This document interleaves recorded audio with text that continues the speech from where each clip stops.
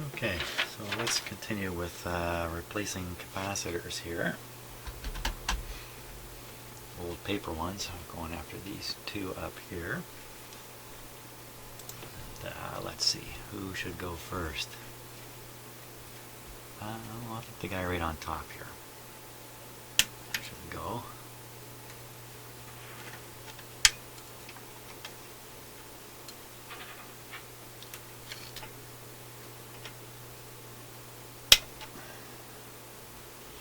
That's a 0.01. Okay, 0.01.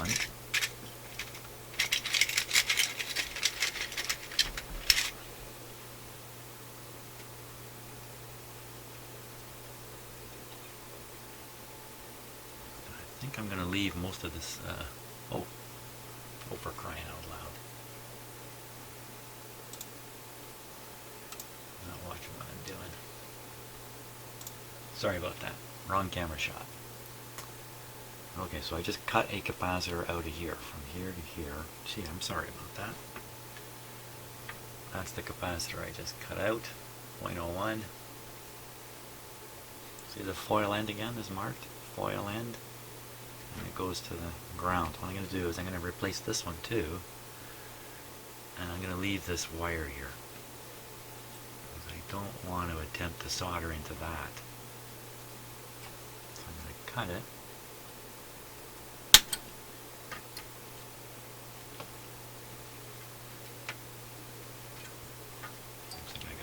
Bottom too to get it out. Kind of buried in here.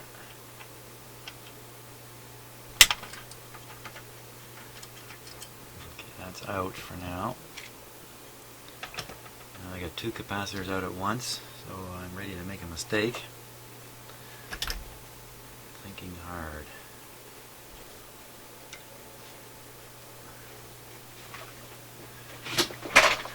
Thinking hard about not making a mistake.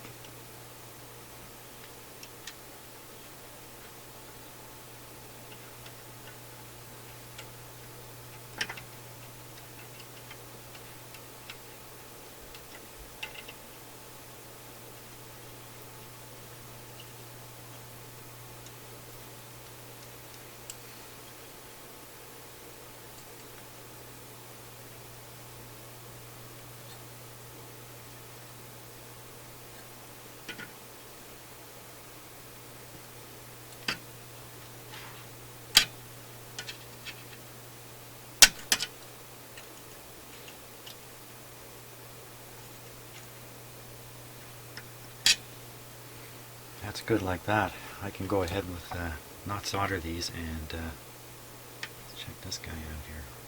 0.1, 400 volts. Boy, I don't think it's electrolytic. I think it's just the style.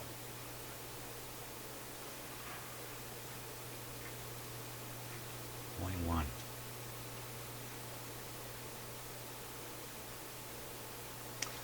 Wouldn't expect a 0.1 to be electrolytic.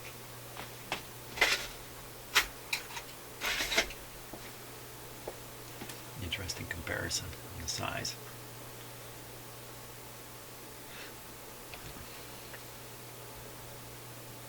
Now,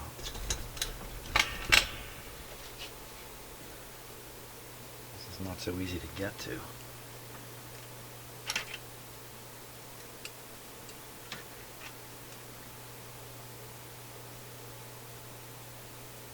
It looks easy on the camera, but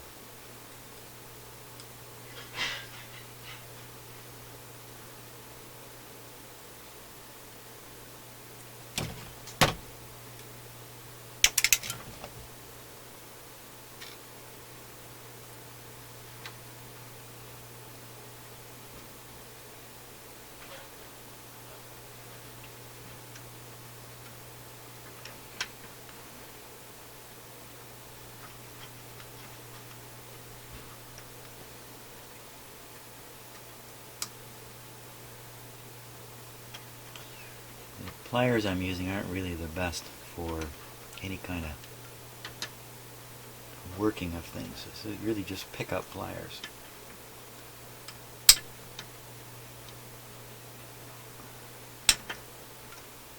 It would take me 12 seconds to find my other ones. I don't want to spend it.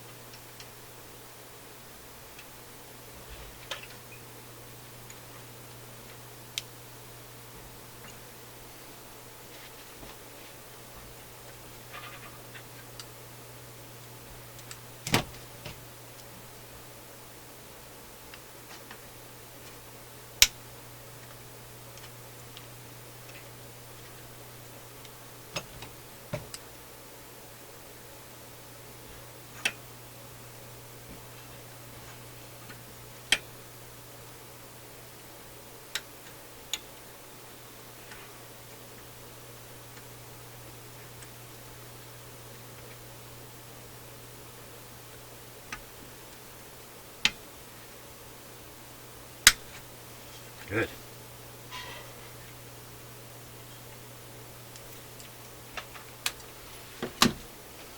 Good.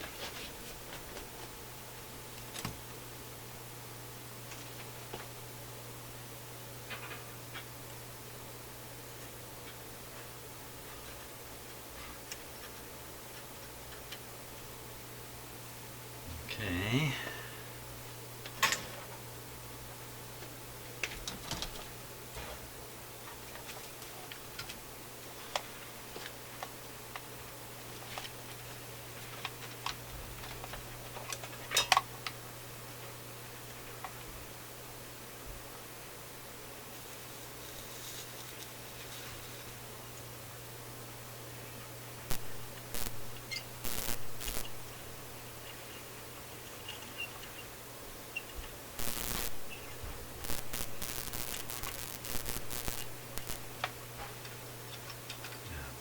Down there.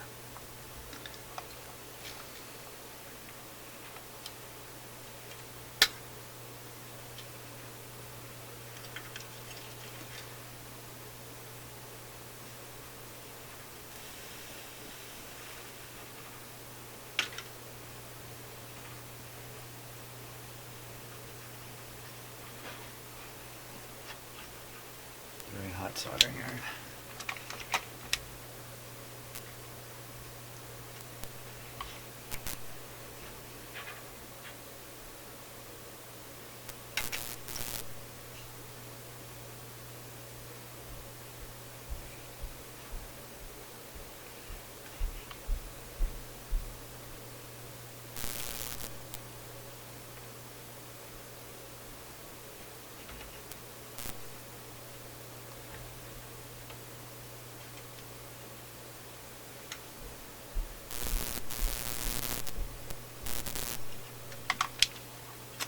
There we go. That would be 2 more done.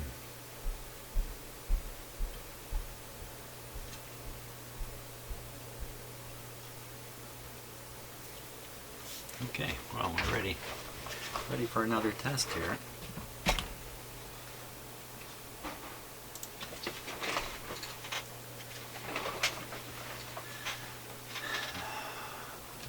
These are the 2 capacitors that came out.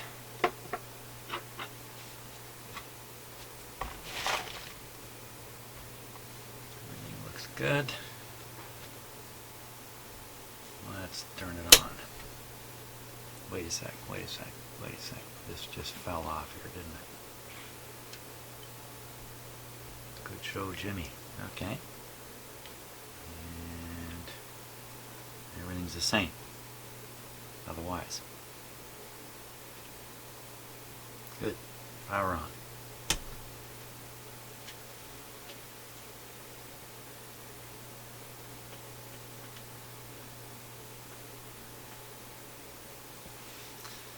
Give it a moment. There goes the meter. Settle back at 5. Come on. 5.5.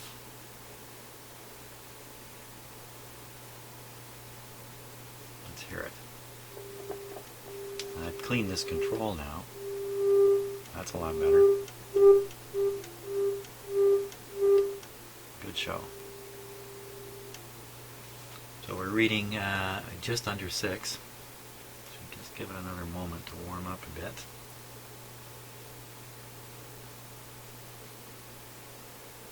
Okay, so we've sunk down on the signal generator slightly again. Let me just turn it upwards.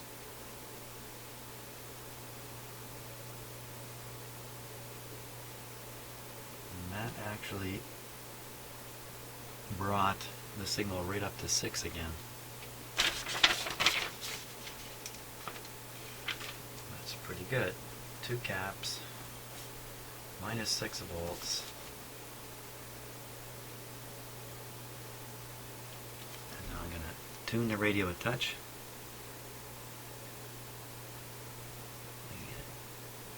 Right on 6. So that didn't make any difference with the AVC voltage, but it may have had other effects that we can't appreciate by looking at the AVC voltage. So the next thing to check out, though, is the capacitors themselves. So let's do that. There we go.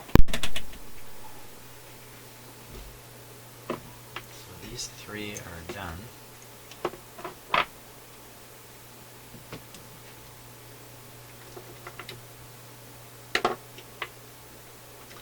You can look at this too, that you're replacing capacitors that are going to give trouble. You know, these capacitors have survived in this radio for 1937 to 2017. A long, long time. Why I would think they're not good for another long, long time yet. Probably we're going to be just fine for decades to come. Okay, here we go. 25 volts. Good. We're watching the eye to see it close and open. Zoom. 250 volts. Okay, so there's no leakage again in this capacitor. Checking its value now.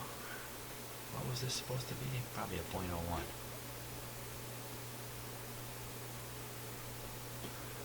It's right near 0.01. 0.01, 0.02, 0.01 and a bit. So again, the reason this radio worked is these capacitors have actually survived. One of the reasons. Now this is the 0.05. On the leakage test. A little slower, but it's a bigger capacitor. 150. It's not opening all the way.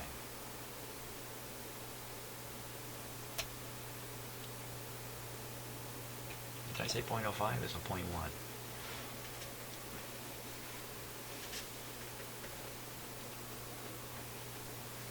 0.1. So it's a little leaky. Give it a moment to discharge. 0.1.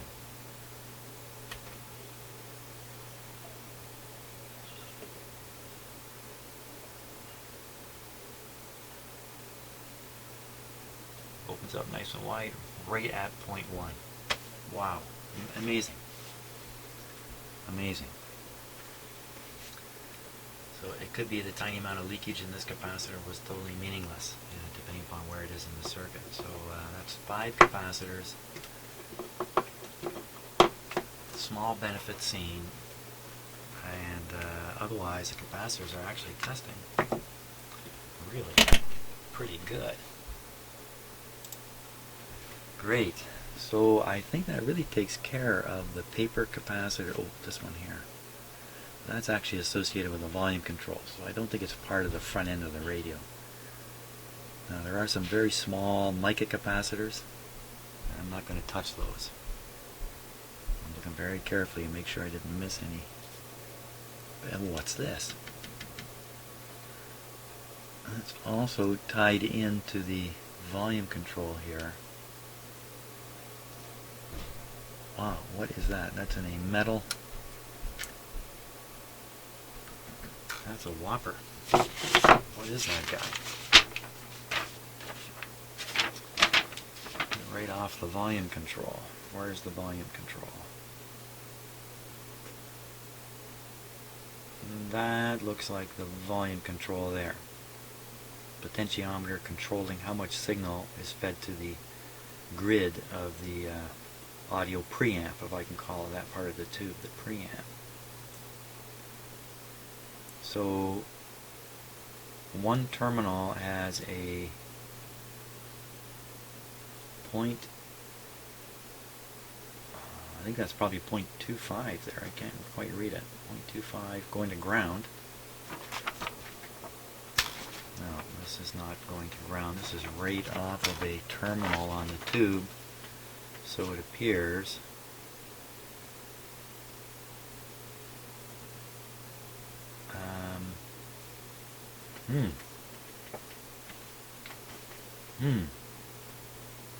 I usually make that hum sound when I really don't know what's happening.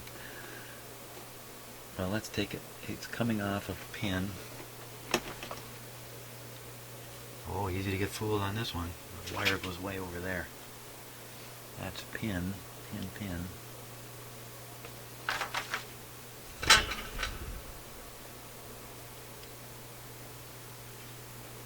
Now, so I'm looking for the key on the tube.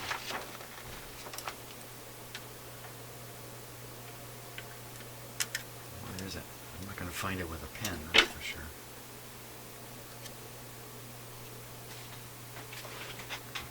A good idea would be to turn the set off at this point. That would be a smart move.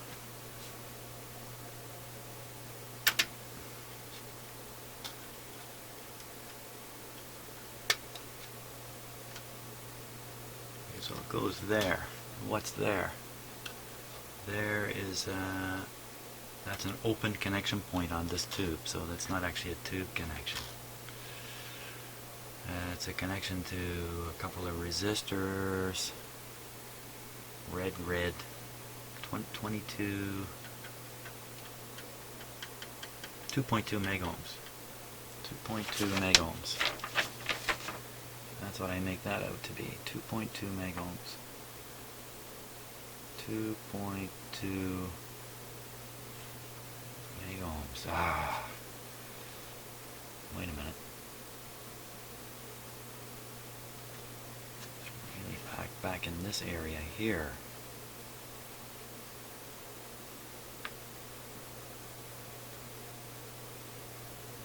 Oh, I just realized that the IF cans are in sockets. They look just like tube sockets.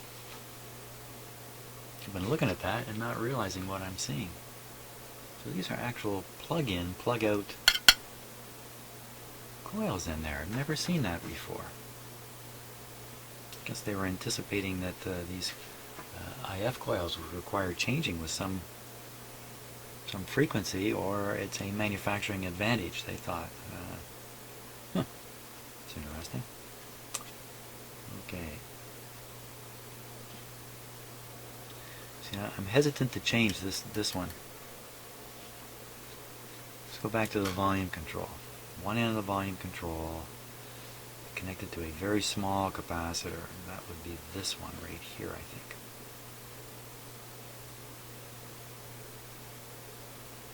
So hard to read.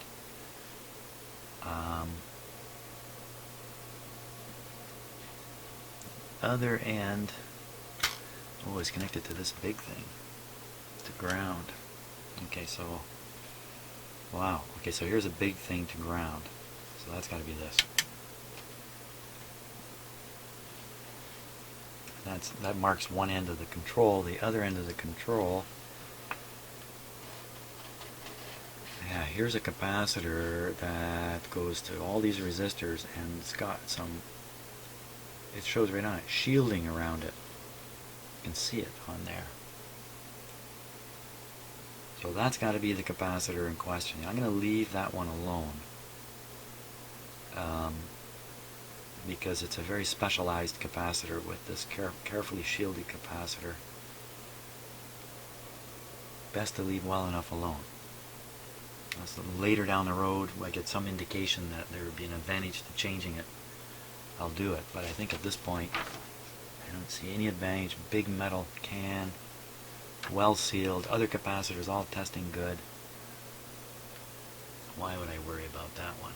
So we're left with this guy. He's got to go. Okay, so it's going to the end terminal here. I'm going to leave some wire on this one. And then to ground. I guess when they were designing these radios, they had to think about the physical layout and consider the size of the capacitors and components. Make sure there was enough room. Especially for something big like this. That's a big one. Sealed tight paper capacitor. Oh my gosh, it's wiped off. Oh, there it is, 0.25. Yeah, it is 0.25, 400 volts. 0.25. That's a bit of an odd size. 0.25.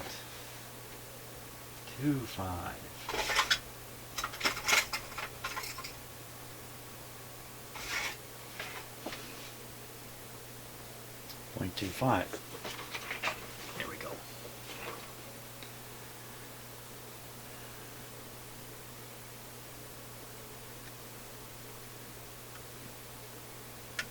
Ooh. Don't move those things too far.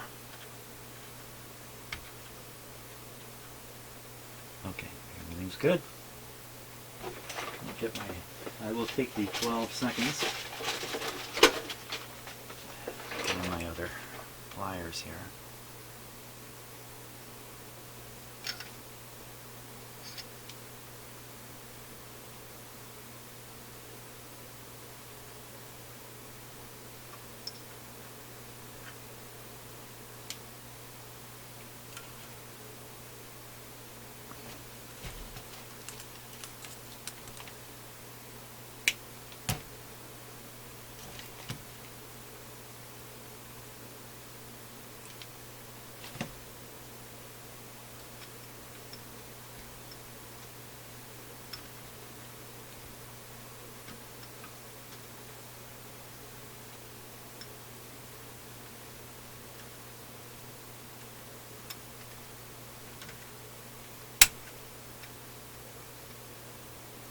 That's good on that end.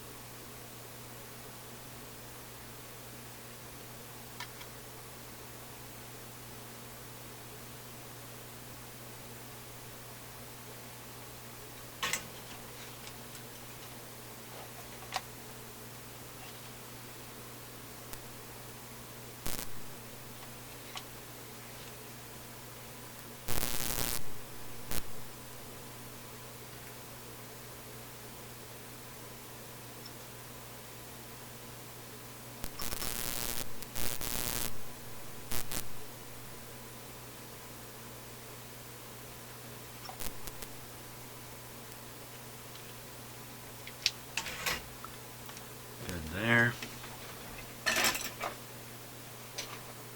Now,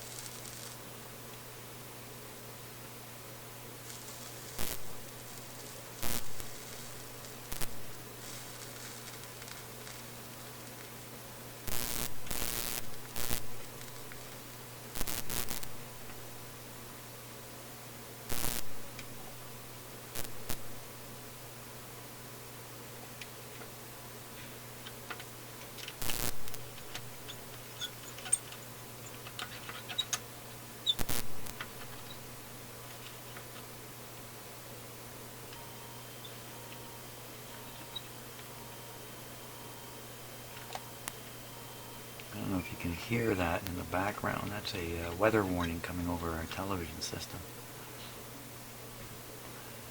Or some kind of warning. That's a new system that the broadcasters in Ontario, anyway, have been introducing. So we get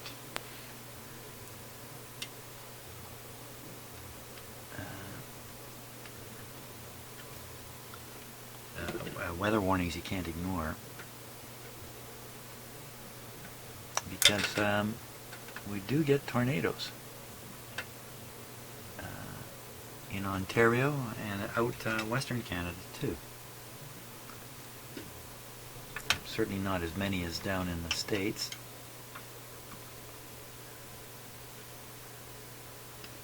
But a few years ago there was a tornado went through a city about an hour from here and blew away about 10 houses, and some people lost their lives, all that kind of stuff. So it can certainly happen. So there we go. I think we're all done on the front end. Let's give that guy a test here. Where'd he go? There's a big honker.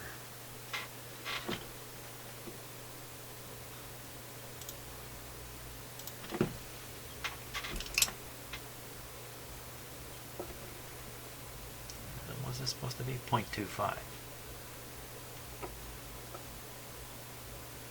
Again, this may not be a very critical capacitor. Well, you know, when they're big like this, big, it usually means they're busy doing something important.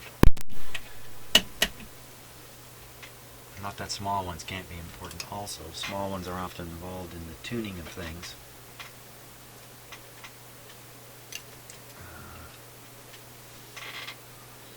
Okay. There we go. 25 volt leakage test. Watching the eye. Pretty slow on the opening on that. Just 25 volts. Bet you it won't open at 150. So this was it's slowly opening. So this is a leaky capacitor. We'll go ahead and try to get a measurement, 0.25.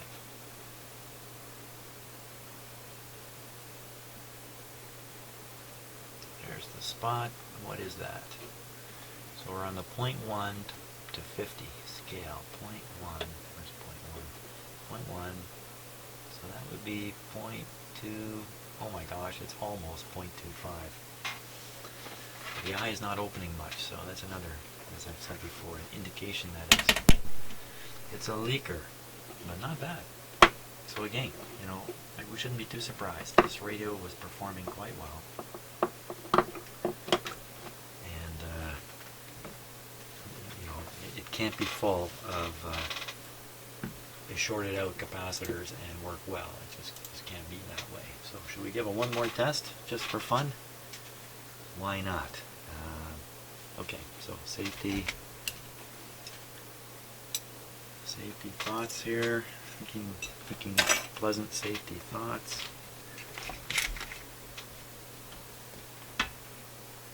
Make sure my solder is not spewing all over the place. Okay, we're ready. Here we go. Power up. Once again, we can watch this meter. Here it comes. Zoom. So it jumped up over 6, then came back down to 5, and now it's going to slowly climb its way back to 6. Hopefully. Hopefully, or I've got some splaining to do. And it's getting very, very close to 6 now on here. Let's listen. Lovely.